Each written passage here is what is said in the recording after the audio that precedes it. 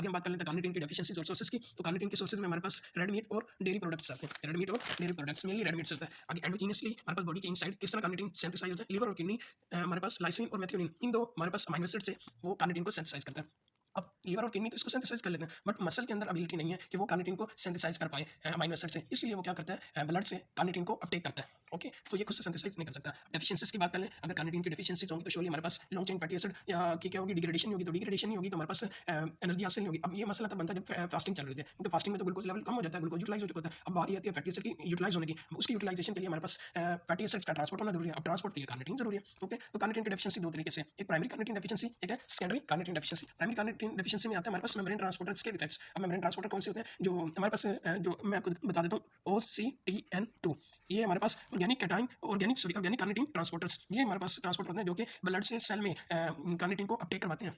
और लाइक के किडनी के ट्यूब्यूल्स होते हैं ना, उनमें जो रीअब्जॉर्प्शन होती है, ट्यूब्यूल से ब्लड में रीअब्जॉर्प्शन के लिए भी हमारे पास ये ट्रांसपोर्टर रिक्वायर्ड होते हैं, organic carnitine to transporters. Okay, तो अगर ये हमारे पास ये जो मेम्ब्रेन ट्रांसपोर्टर ये करते हैं क्या, ये कार्निटीन को सेल में अपटेक करवाते हैं, ब्लड से सेल में। सेकंड, ये प्रिवेंट करते हैं कि जो कार्निटीन है वो यूरिन में लॉस ना हो जाए, यानी ट्यूब्यूल्स में के थ्रू आगे यूरिन में लॉस ना हो जाए। तो वो क्या करवाते हैं, ये ट्रांसपोर्टर हमारे पास सेल में, तो ब्लड से सेल में अपटेक करवाते हैं, दूसरा ट्यूब्यूल से ब्लड में, यानी किडनी से रीअब्जॉर्प्शन करवाते हैं कार्निटीन की। आगे अगर इनके डिफेक्ट्स हो जाते हैं मेम्ब्रेन ट्रांसपोर्टर की, तो उसकी वजह से क्या इफेक्ट्स होगा कि कार्निटीन हमारे पास किडनी से एक्सीडेट हो जाएगा। जब किडनी से यूरिन के थ्रू एक्सीडेट हो जाएगा तो लार्ज पोर्शन ऑफ कार्निटीन हमारे पास लॉस्ट हो जाता है बॉडी से। अब ब्लड में भी उसकी डेफिशिएंसी हो जाएगी, क्योंकि रिअब्जॉर्ब नहीं हो रहा किडनी से। जब ब्लड में लेवल कम हो जाएगा तो मसल सेल्स में नहीं जाएगा। मसल में कौन से हैं, स्केलेटल मसल और कार्डियक मसल। अब वो खुद से तो सिंथेसाइज कर नहीं पा रहे थे, उनको रिक्वायर्ड है कि वो ब्लड से अपटेक करें। तो ब्लड से अपटेक करने के लिए ना मतलब ब्लड से उन्हें अपटेक करने के लिए क्या रिक्वायर्ड होता है, ऑर्गेनिक कार्निटीन ट्रांसपोर्टर। अब उनकी हमारे पास डिफेक्ट है, इसकी वजह से वो ब्लड से मसल में नहीं आ पाते। पहला पॉइंट क्या था कि हमारे पास इसमें एक तो रिअब्जॉर्प्शन नहीं होती किडनी से, ब्लड में नहीं आता। दूसरा, मान लो अगर ब्लड में मौजूद भी है थोड़ा बहुत, वो हमारे पास मसल्स में नहीं जाता, क्योंकि उनको ट्रांसपोर्टर की रिक्वायरमेंट होती है जिसके थ्रू वो ब्लड से कार्निटीन को अपटेक करवा सकें। तो अल्टीमेटली क्या होता है, मसल अपटेक नहीं कर पाते उस चीज़ को, और मसल जब अपटेक नहीं कर पाएंगे तो फैटी एसिड की वो ट्रांसपोर्ट नहीं कर पाएंगे। जब फैटी एसिड ट्रांसपोर्ट नहीं होगी तो उसकी डिग्रेडेशन भी नहीं होगी, और फास्टिंग के टाइम पे मसल उसको यूटिलाइज नहीं कर पाएंगे, या फिर जब एक्सरसाइज होगी तब उसको डिग्रेड करना होता है, तब उसको वो डिग्रेड नहीं कर पाएंगे। ओके, आगे हम ट्रीटमेंट की बात कर लेते हैं। तो हम क्या करें, कार्निटीन की सप्लीमेंटेशन कर दें, कार्निटीन का लेवल जो है ना डाइट में उसको इंटेक करवाएं, जिसकी वजह से उसका ब्लड में लेवल इंक्रीज हो जाए।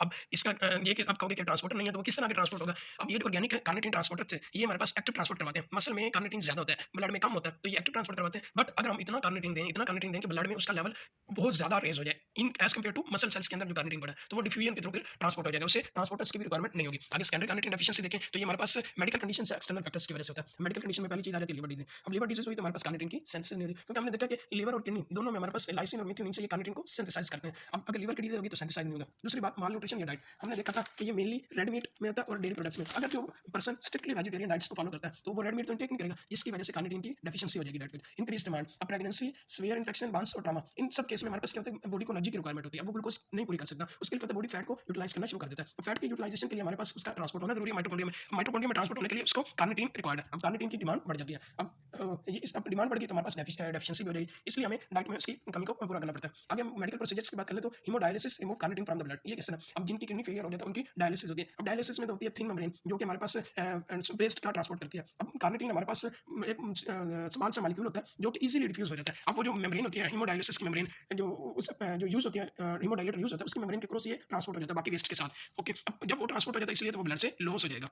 मेडिकेशन की बात कर ले तो जो एंटी सीजर ड्रग्स जिसे कहते हैं वालप्रोइड ड्रग्स, ये हमारे पास रीनल की रिअब्जॉर्प्शन कम कर देता है। ये किस तरह करता है, इसके दो मेथड है। पहली तो ये बात है जो ऑर्गेनिक कार्निटीन ट्रांसपोर्टर्स होते हैं जो कि ट्यूब्यूल से रिअब्जॉर्प्शन करवाते थे कार्निटीन की, उन ट्रांसपोर्टर्स के ऊपर ये कम्पीट करता है कार्निटीन के साथ। मींस के वालप्रोइक एसिड कार्निटीन के साथ कम्पीट करता है ट्रांसपोर्टर्स के ऊपर, ताकि वो रिअब्जॉर्ब हो जाए। तो किडनी ट्यूब्यूल से वालप्रोइक एसिड ब्लड में रिअब्जॉर्ब हो जाता है। ये ड्रग हमारे पास ब्लड से किडनी से ब्लड में रिअब्जॉर्ब हो जाता है और कार्निटीन को अब्जॉर्ब नहीं होने देता। ओके, और इसलिए वो ट्यूब्यूल्स के थ्रू एक्सीडेट हो जाएगा। दूसरी बात, जो हमारे पास कार्निटीन ट्यूब्यूल में होगा और वालप्रोइक एसिड देखिए अगर ट्यूब्यूल में फिर भी कार्निटीन बाकी बच गया जो अब्जॉर्ब नहीं होने की वजह से वो ट्यूब्यूल में इकट्ठा हो गया, तो क्या करता है वालप्रोइक एसिड उस कार्निटीन के साथ कंबाइन करके क्या बनाता है, वालप्रोइल कार्निटीन, और ये इजीली यूरिन में एक्सीडेट हो जाता है। यूरिन में इजीली एक्सीडेट हो जाता है, इसलिए ब्लड में इस कार्निटीन का लेवल कम हो जाता है, क्योंकि ये तो रिअब्जॉर्ब नहीं होता। दूसरी बात के ट्यूब्यूल में जो रिअब्जॉर्ब ना होने की वजह से ट्यूब्यूल्स में एक्युमुलेट हो रहा है, तो वो वालप्रोइक एसिड के साथ कंबाइन करके वालप्रोइल कार्निटीन बना रहा है। ओके, आगे मेटाबॉलिक इफेक्ट्स की बात कर लेते हैं। तो मान लो कि अगर फैटी एसिड की जो ऑक्सीडेशन है उसमें कोई डिफेक्ट्स आ गया, फैटी एसिड के ऑक्सीडेशन में जब डिफेक्ट्स आ जाएगा तो हमारे पास क्या होगा कि मैं आपको इधर से दिखा देता हूँ।